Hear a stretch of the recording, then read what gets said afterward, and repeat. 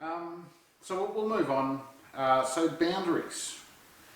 You started off, Riverina, really north of the Murray, included sections of Victoria, and that seems to be sort of growing. How at the end of the day, are we going to decide what areas we're going to try and separate from Melbourne and Sydney? Yeah. Well, the first thing, Tim, and of course that's extremely important.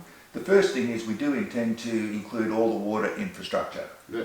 So that's the rivers and the infrastructure such as Lake Eildon, which we're right next to you right now. Yep.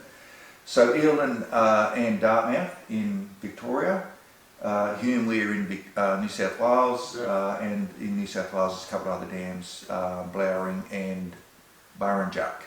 So we want to make sure we capture all the water, the rivers and the water infrastructure. Now, outside of that a little bit, but one of the other advantages of standing candidates in elections is that when we stand candidates in particular electorates, we will be able to observe the popularity of state formation just by the different voting booths, like how many votes we get in each voting booth.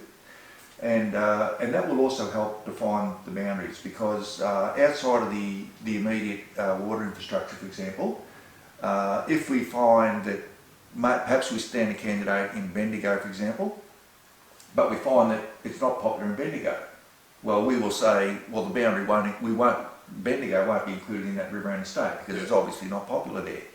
But somewhere, another town like, for example, Kyabram or Deniliquin, where I think we will find that it's very popular, well, they will certainly be in that new state.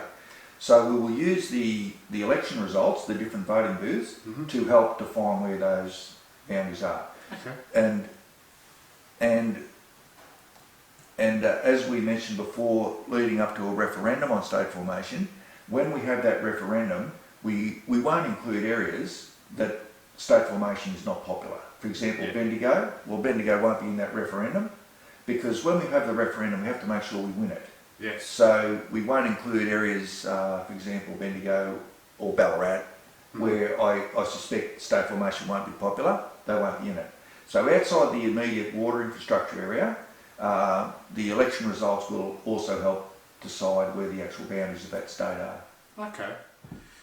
So that's good news, because